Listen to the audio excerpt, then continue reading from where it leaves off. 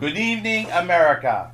Here we are live at the YouTube Never Forgotten Memorial Studio on the beautiful Seminole County, USA, on the Winter Springs Oviedo line, and we just came from the Rock and Brew restaurant, one of the most patriotic restaurants in Central Florida. And here I have with me Maggie Beckerman from the K9 Line organization. Great organization. So we're going to get into that. But first, I want to start the interview process.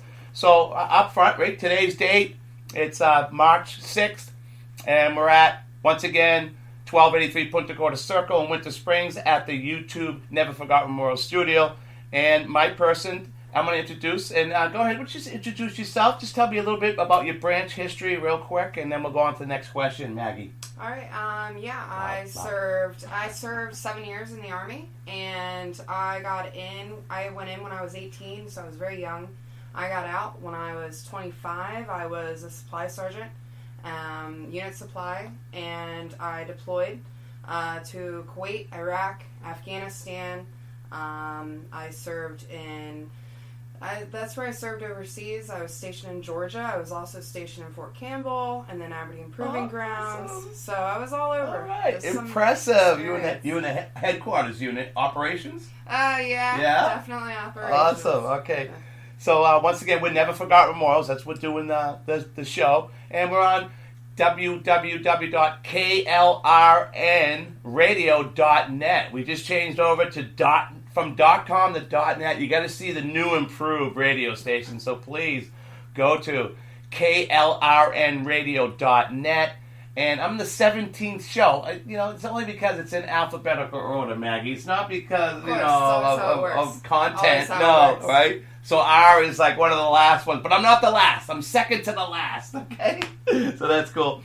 So you mentioned some war and branch of service. Could you just touch on what wars recently that you did serve?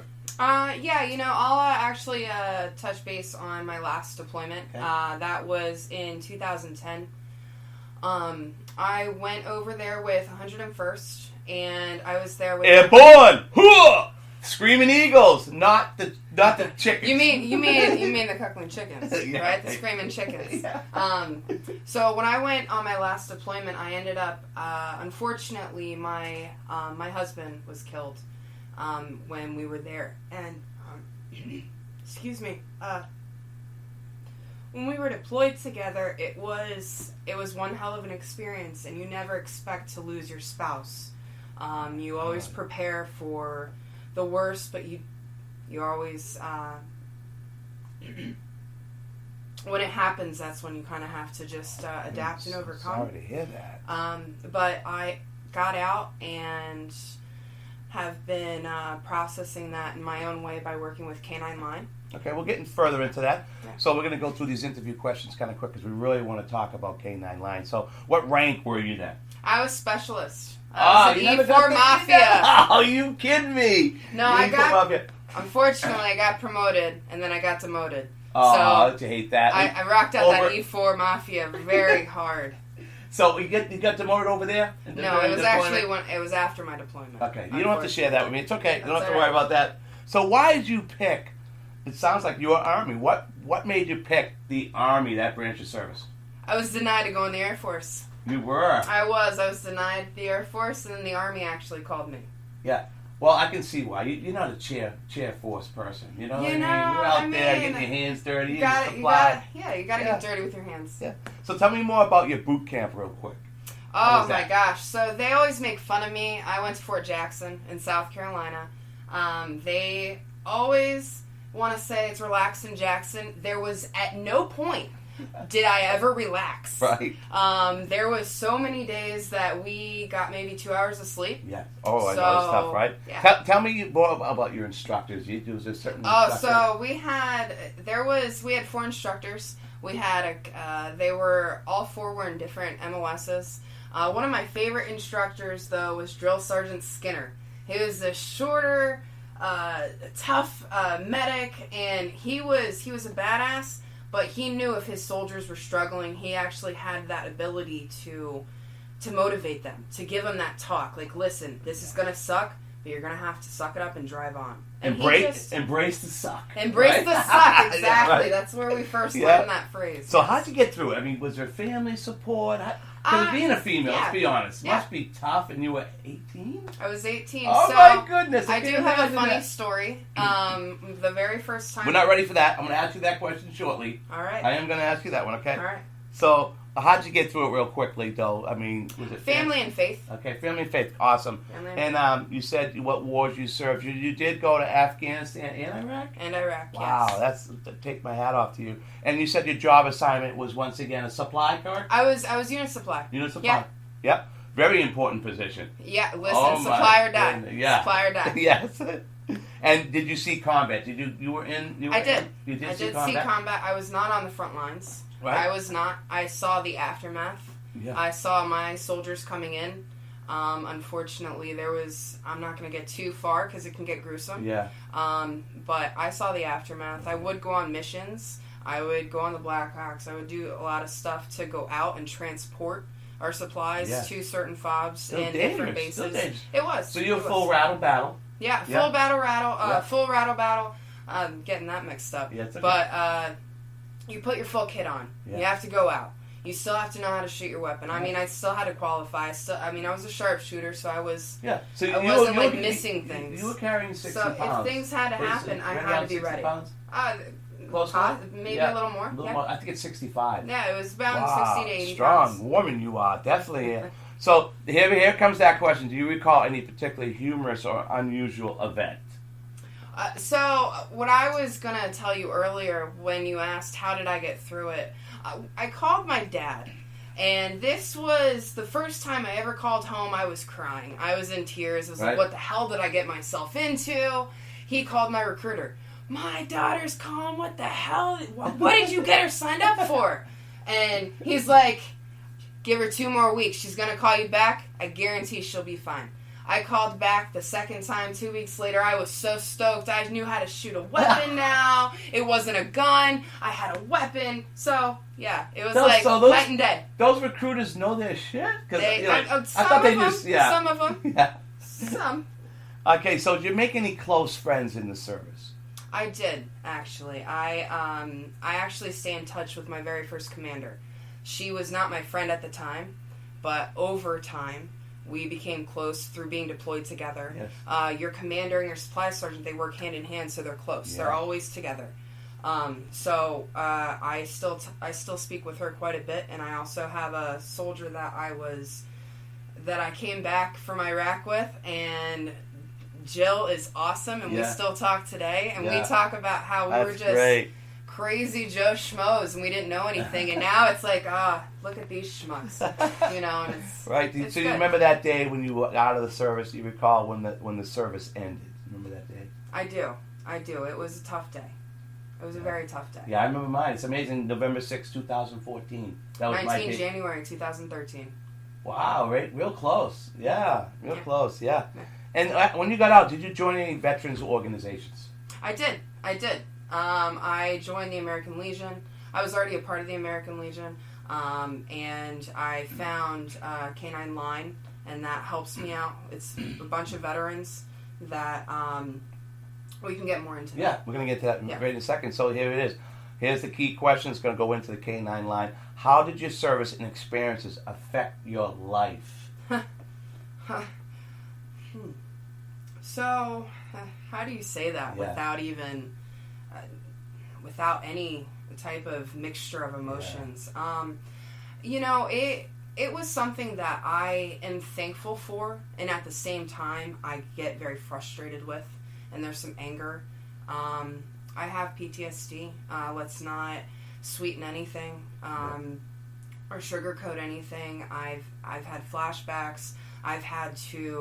There was times where I would isolate myself. So I wouldn't go to concerts or venues. Yeah. Just if I knew it was crowded, I wasn't comfortable. I mean, and my family was frustrated because I was such a lively person. And then when I came back, it was... I was secluded. Yeah. So I didn't feel comfortable being with anyone. At times you had hypervigilance as well. And sometimes it still comes back. Yeah. If I knew... So the Texas shooting, at that concert... I wouldn't leave my house. I wouldn't leave my house for a week. I told people. Yeah. I'm like, no, concerts, no. And yeah. boom, what happened? Wow, no kidding. You almost predicted that. Yeah. So your purpose now is K9Line.org. So everybody needs a purpose in life, right? I mean, work is okay, but there's always another passion you need. Yeah. Like my purpose is helping saving soldiers' lives, doing memorials for them, never forgotten. That's my purpose. And we're going to introduce my my next purpose coming up at the tail end of the show. But tell us how this K9 Line, this new purpose, has gave you that extra step in life. So K9 Line came into my life about 3 years ago, about 2.5 years ago. Yeah. And I was at an American Legion meeting. I ride with the American Legion riders, and we were just discussing some events that were coming up and some spots. You didn't tell me that you ride. I do. You have a motorcycle? So still? Right now I have a Honda Magna. Oh, it's a tiny that's little okay. cruiser. You're still a rider. That's awesome. It rides around. It gets me around. Awesome. But we were going over these organizations, and this was brand new nonprofit. Was seeking donations, and they wanted to also help veterans and let them know that, hey, we're out there, we want to help. And I recently had a dog that I got to train through the ADA, because the ADA does allow you to train. So what's ADA? Help us out with the audience. The American Disability Act, and Disability Association, and they pretty much put the guidelines down for people that have disabilities, and not just physical disabilities, but also mental disabilities and disabilities that people can't see. So invisible wounds is a very common phrase we use for that. Yeah, so just make sure we'll Google ADA so you can get more information on that. Correct, ADA.gov. So we'll do all that. So the K9 Line, you know how you got introduced from? It's like, we went to an event. I went to an American Legion event in Winter Garden. Nice. Okay, very nice. It was called Rock 22. It was it was sad. It's a sad number. Kill 22 is involved with that, and it's a great program that really gets the message out there. So they did a ruck march, and when I went there, I was just so impressed that the whole community got involved, and they marched a mile. In the community, inside downtown Winter Garden. It's a very popular spot. So everybody saw this. I was like, wow. And then they all met up, and they had a vendor tents. It was just a great event. Mm-hmm. So I see this guy with a service dog, right? He comes walking around. I go, hey, sir, how are you? And I was doing my podcast. I said, do you mind spending 5 minutes to do a quick podcast? He said, not a problem. So I found out his name's Roger Lowe.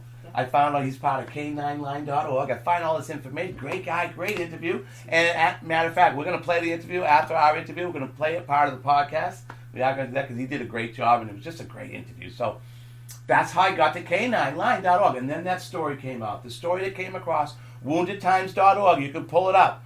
This woman had experienced MST, which is military sex trauma. Sexual trauma. She got denied 13 times for a service dog because she wasn't in combat. How does that make you feel that you were in combat? You can understand what military sexual trauma can be on a woman, and she's did her time, did her service, and they're denying her of her rights to have a service dog. How do you feel? And what can you help the audience? Well, I want to say that, even though somebody doesn't go overseas to serve in a combat situation, that doesn't mean they don't serve. When you're home in garrison, you still have a mission to provide aid to those everywhere. Mm-hmm. It's one team, one fight. It's not just those that are on the front line and those that are seeing hand-to-hand combat or that are, in the Blackhawks as a gunner. There's so many different... It's a collective group. It's an army. It's a military we can't function organization. without everyone having involvement. Exactly. Yes. And so that's for where her I to deny that, and we're going to have her on. I just haven't got a hold of her. It went out in the airwaves. It didn't go viral, but we got a hold of it on WoundedTimes.org. You can pull that up on WoundedTimes.org. And I want you to look that up because we're going to follow up on that case because I think that we need to get her a service dog. And you told me that K9 Line supplies the dog. Tell me more about that. That's amazing. So K9 Line, we're different in the sense that we will allow the veteran to give the opportunity to their personal dog first. So say, I'll use a great example. So if I have stability issues and I have Fifi, my little Chihuahua, and I'm like, oh no, can we please use Fifi? We're going to respectfully decline. However, we are going to have a dog that we've already taken from a shelter, and we'll match you up with them. And then if it's a good fit for you, you and the dog are okay together, you can become a team, then we're going to go ahead and have you both train together.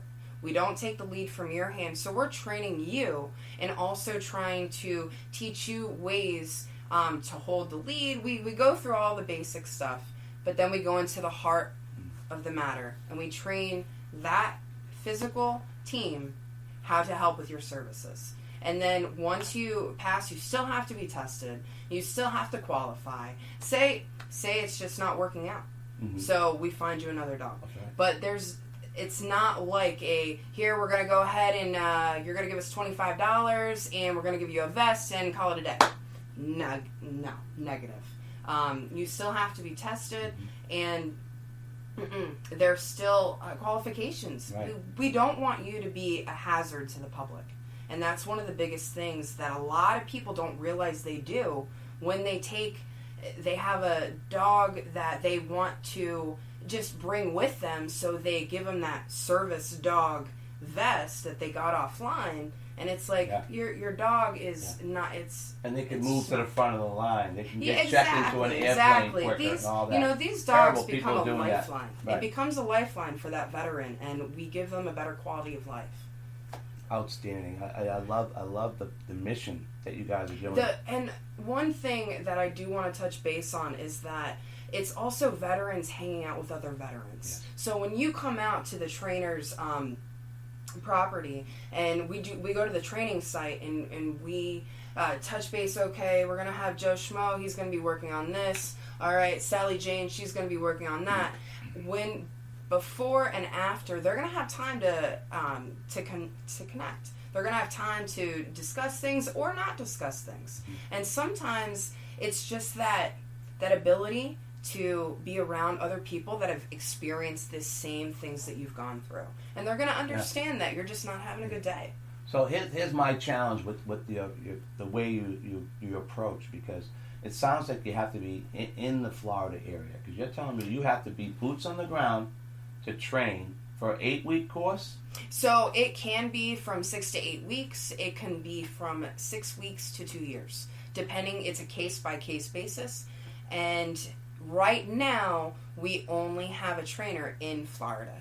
So our goal is to have them, we're going to fly them out. We're going to have them stay at the training site once we have that funding available.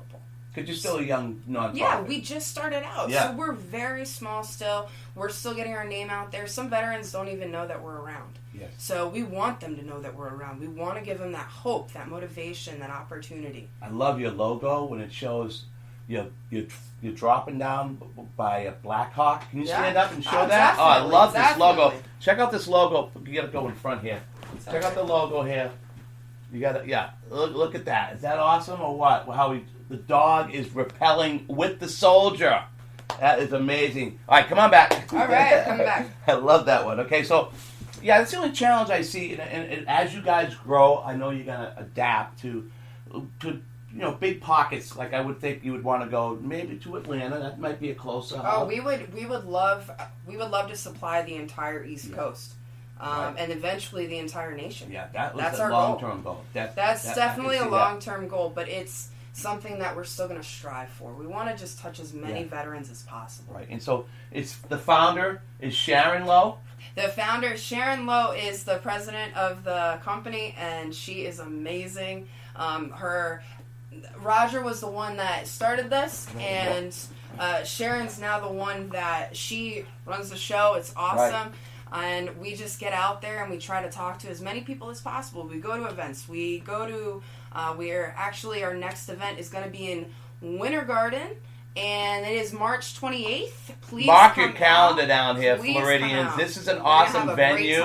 It's Salute to Canines. Yeah, and it's right on the Park Avenue. It's designed as a mini Faneuil Hall, okay? So being from Boston, I know this, okay? So you go inside. So if it's weather changes, don't worry, you can go inside, and it's Also attached to the Cricket Can Brewery, which is another great little spot. You can take a tour.